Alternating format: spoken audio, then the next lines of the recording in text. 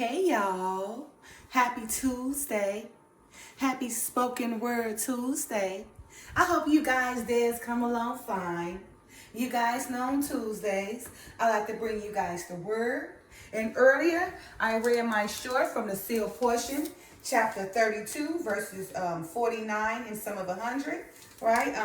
One of the final testaments of Christ reads as follows.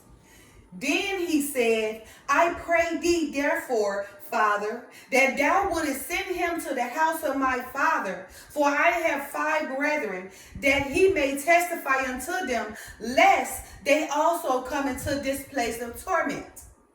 Abraham said unto him, They have Moses and the prophets, let them hear them. And he said, Nay, Father Abraham, but if one went up unto them from the dead, they will repent. That's what the rich man beggar said. That's what the rich man said, as the same rich man who denied mercy to the beggar Lazarus. And when the rich man ended up, he woke his eyes up in hell in a state of tormentation, right? He seen Abraham and Lazarus sitting on one side. He seen himself on the other side with a gulf of fire they could not cross. So the rich man begged Abraham to even dip a little water in on his finger and touch his tongue and his lips and send up Moses and all them down there. Then he said, well, send some live people down there. And that's why Abraham said, no. If they want to listen to the dead, they're not going to listen to the living either. They had Moses, and he had Moses and the other prophets, right? Just like that they didn't believe Moses and the other prophets. What makes you think they're going to believe the living? All right, you guys. The Father has many messengers throughout this world who constantly bring forth the word of repentance, as Moses and other prophets did, so that all may have their chance at salvation. But just as the rich man ignored all the prophets that the Father sent and ended up in a tormented state, so will many others receive the same fate as the rich man did. The same rich man who never had mercy on the beggar Lazarus, but wanted our father Abraham to have mercy on him. That's why it's important for one to treat one how they want to be treated, right?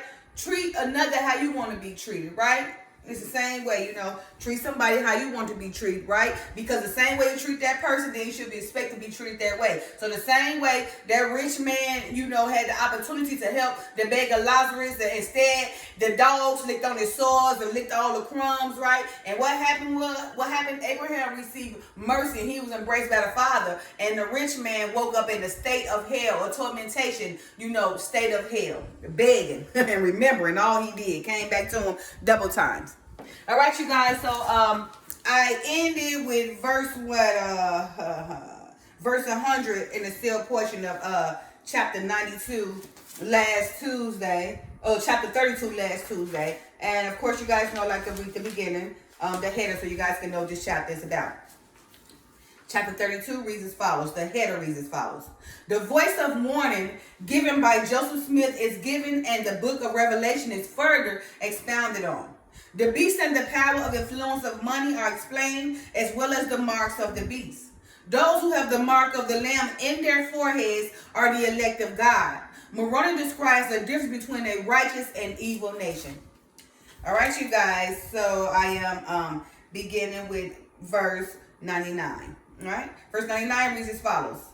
Then he said, I pray thee, therefore, Father, that thou wouldest send him to the house of my father, for I have 5 brethren, that he may testify unto them, lest they also come into this place of torment, right? So that was my short, and you guys don't forget this is the sealed portion, right? So that was my short I read earlier from verse 99. That's what I began with, and I said I read some of 100. So now I'm going to read the complete 100 after 99, so you guys can get the full content of both verses. So let me start with 99 again. Then he said, which was my short. Then he said, I pray thee therefore, Father, that thou wouldest send him to the house of my father. For I have 5 brethren, that he may testify unto them, lest they also come into this place of torment. Abraham said unto him, They have Moses and the prophets, let them hear them. And he said, Nay, Father Abraham, but if one went unto them from the dead, they will repent. And he said unto him, If they hear not Moses and the neither should they be persuaded, though one rose from the dead. So you see Abraham telling him why he begging him now, because he's in a state of tormentation. They had Moses and the prophets. They didn't listen to him, right? So now what makes you think they're going to listen to one who rose from the dead or even the living? They wouldn't, because they didn't listen to Moses and the prophets. They're not going to listen to the one in their presence, okay? Verse 101. And now I, Moroni, will ask of you of the latter days, even ye of the 8th nation of which John has spoken, which is the seat of Satan. We in the priesthood, is the prince of the air. Satan is the prince of the air of this 8th nation, the latter days, right? Yeah. How many beggars are there in your nation like unto Lazarus? Oh, we got so many, way more than the rich and wealthy. Do they not sit before you idly on their hands? And do they not have the capacity to work? And do they not want that ye should feed them from the crumbs that fall off your tables? Even those crumbs that will sustain their lives and give them the sustenance that they need to survive. Oh, it's so many that we just overlook. And how many are there among you who are rich and who fare sumptuously, like unto the rich man of whom Jesus spake? Remember the rich man said, oh, I have everything. You know, I've done everything, Father. I've done all the Ten Commandments. What should I do now? He said, give all your riches away and come follow me. Oh, that made him mad. He couldn't do it, and he ran off, right? He had found the commandments, but still it's about the heart. His heart wasn't there. Again, and how many are there among you who are rich and who fare sumptuously like unto the rich man of whom Jesus spoke? Yeah. How many of you turn away from the poor and the needy of your great nation because ye do not want to notice them in their miserable state? They just overlook it. Oh my God, we don't see them. I'm glad of that. I don't see that. See no evil, hear no evil.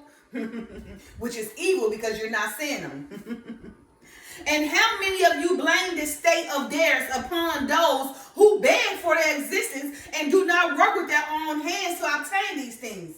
Because ye believe that they are lazy and are of no use to you because of the swords of their poverty or the swords of their lack of education or the swords that they have been forced upon them by their parents, who brought them into this world by no choice of their own according to their flesh. So you see the mystery there. Children is brought into this world, you know, that no fault of their own. The parents brought them into this fleshy, in this world, right? And it's such a cruel world, right? And like it says, right? Yeah, how many of you turn away from the poor and the needy of your great nation because ye do not want to notice them in that miserable state? And how many of you blame this state of theirs upon those who beg for their existence and do not work with their own hands to obtain these things because ye believe that they are lazy and are of no use to you because of the source of their poverty? All because of that poor, Or the source of the lack of education, all because they're uneducated. They probably didn't have the means to get the education, and they probably had a family, you know, to help them come out their poverty, right? Remember, a child only do what they see. They only learn what they taught, right? So all they taught is seeing poverty. What think they're gonna be? More than likely poverty, unless they got somebody to help them and see them and not turn a blind eye to them, but to help them, right? You know, help them reach their goals, because a person do much if they got somebody to care. I always remember that.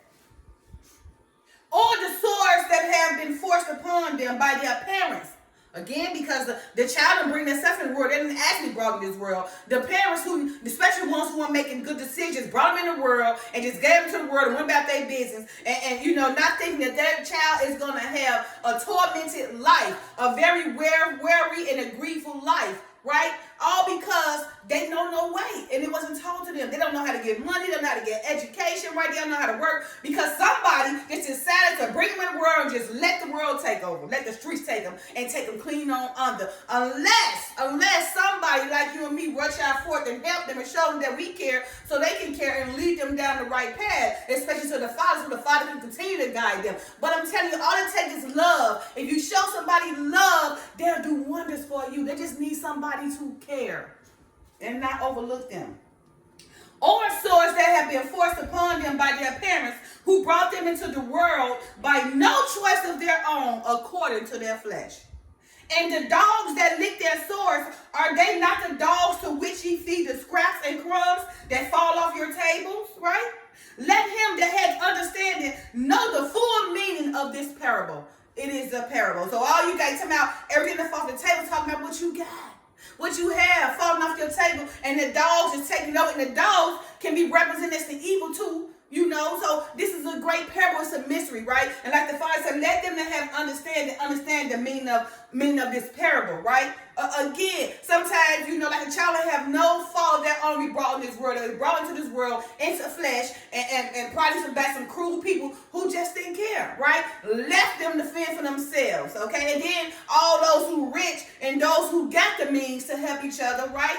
Won't even let their crumbs feed a person now who is impoverished, right? They'd rather give more to the rich man, right? And give it to the dogs to lick the crumbs while the bed continue to beg. For the seed of Satan, even the great nation, shall not suffer that the beggars among you shall have which they need.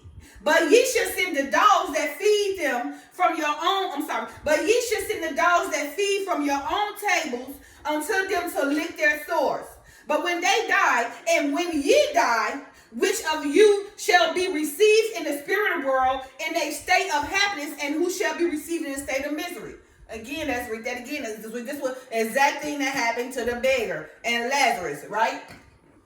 The beggar ended up in the spirit world, you know, in a state of misery, and Lazarus ended up in the spirit world of eternal happiness and joy, right? So again, for the seed of Satan, even that great nation, should not suffer that the beggars among you shall have that which they need. They don't care if they get it or not. They would not risk or sacrifice for a beggar to get what they need, because why? The thing is to keep the beggar down so they can keep their money and their power. If the beggar come up, then they lose theirs. And then they start becoming oppressed and depressed, right? And they don't want that, so it's best to keep their power and keep the beggar begging.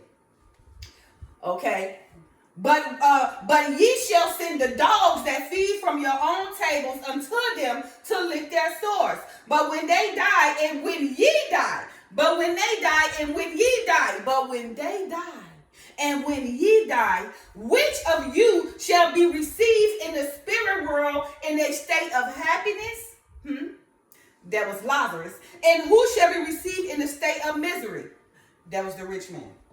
I say unto you that those of you who believe that your nation is one under God shall be received in a state of misery, when, as a spirit, ye discover that the nation to which ye belong during the days of probation was in the actuality the seat of Satan. Because remember, Satan is the prince of the air, right? The prince of this world. So right now, the seat is in Satan's seats. But, of course, we don't have to follow Satan, right? Even though we all have a mark in our forehead and in our hand, our forehead represents what we believe, our hand represents our work. So even though the economy is of beast and the Satan, who is the prince of the air, we still can do the works for Christ, although that we bear down in the beast of economy. Okay, and the seat of Satan sit firmly upon those who prosper exceedingly because of the blessings that Satan give unto them. If you don't think that Satan not giving you a blessing, he is. Just like he tempted the Messiah for them 40 days. That was just an example. Just for us, he tempted us too. But what happened was the Messiah, Christ, or Jesus, or Yahushua, he didn't fall for it. Like he told Satan, get beneath me, Satan. You know the Father's control over everything, right? But of course, so many of us have had the same willpower as Christ, and we fall for it over and over and over again. Just being tempted by all the glories of the world, all the material things, all the power, the fire, the magic, the money, the authority, whatever the case may be, whatever blessings that Satan had promised you and tempted you, you took it. You got his blessing, okay? And remember, that blessing is going to cease because it's only temporarily. It's not from the Father, because if it comes from the Father, it will be eternal. And that blessing or that happiness or whatever you got, that temporary joy, won't cease, because what goes up must come down when it's given to you by Satan. All right? Again, and the seed of Satan sitteth firmly upon those who prosper exceedingly because of the blessings that Satan giveth unto them. And these blessings are power and glory and the fine things of the world, even those things which ye of this nation seek. See? Just said that, right?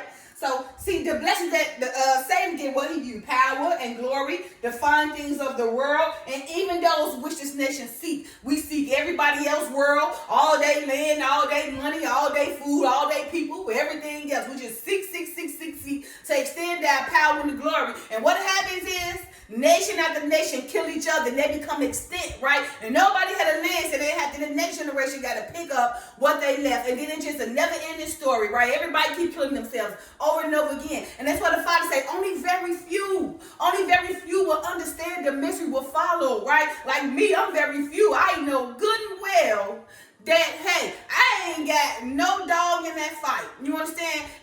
And my mental, I want to compromise my mental. That is not my problem. That had nothing to do with me. You know, I want to live a certain life so I don't suffer. I don't got to be out here fighting and war with everybody and can't sleep in that night and uncomfortable. No. I want to sleep peacefully, and I do sleep peacefully every night. You want to know why? Because I'm minding the right business and not the wrong business. All right? And again, I'm minding Christ's business and not Satan's business, if you want to know it that way. Okay? All right, verse 108. And Satan shall give unto you peace and carnal security until the day of the Lord cometh upon you like a thief in the night, and ye shall be unprepared to meet him. Because why you going to be so glorified in all that Satan gave you, right? Until you're going to forget that you being watched by the Father and everything else on the earth. So they never going to come to your mind until he come up to you like a thief in the night. And then you're going to be surprised, like, what happened? What happened? What happened? You failed. All right, verse 109. And then shall all the words of John be fulfilled concerning you. And the poor and the meek and the peacemakers and those who mourn and the merciful and the pure in heart, even all these shall inherit the earth. And ye of this great nation shall be tormented by the presence of the Lord when ye finally realize whose seat ye sit in. When it comes to you, that's when it comes to you, you're going to realize, oh my goodness, I've been sitting in the seat of Satan all this time, and that's when all that shame going to hit you. You're going to break down. And then some people going to be so hardened until they're going to be cursing the Messiah, cursing Christ, all because Christ's not going to give them what they want. And they're going to flip on them anyway. They're going to show their true colors. They're the children of Satan. For a nation under God had no borders that separate it from the rest of the nations of the world that are inhabited by other sons and daughters of God. And the leaders of a nation under God serve his people and not themselves. And this nation tended to the needs of all of the people and provided for them all the sustenance that they need to sustain their lives and pursue the happiness that each of them desired, according to each of their individual desires for happiness. And this nation will not cause that the sword of war shall fall upon any other people. And only in the defense of this nation shall it raise the banner of war against another, and only to protect the people in their rights and in their freedom. And a nation under God will protect the earth and its resources and use them according to that which is good for the earth and also that which is good for the people. And the leaders of a nation under God will not have cause to hide their works or their words or any of their secret agendas or alliances, which are the secret combinations that are spoken of by the holy prophets. For if this government is set up to serve those who have given unto it its power, or in other words, the people of the nation, then the very least among them shall understand its workings and its works. And the government of a nation under God will judge its success and its compliance with the laws of a righteous government, which laws have been established for all governments that are of God, which shall last forever. Yeah, this government shall judge its success by looking at the least among its people, for this nation shall be judged by God according to the manner in which it serveth the very least among it. For behold, the plan of the Father was established according to these eternal laws, and all the children of God are served by this eternal plan. And it mattered not unto God which kingdom of glory that his children desire for themselves be best suited their individual desires of happiness. All right, you guys, so I'm going to stop there. Just remember, a government under God, right, is in compliance with a righteous government, the laws of God, right, and it shall last forever, right, an eternal government, right, and this nation shall be shall be judged by God according to the manner in which it serveth the very least among it, who are the poor. So remember, the nation under God, who is under God, is a nation running or serving the eternal laws of God. And everybody who under that nation, right, will be, helped and looked at upon. The least, right, will not be looked at below, but they will be helped. And everybody will be made valuable and important in this nation. Happy Tuesday. Love you guys. Peace. Bye now.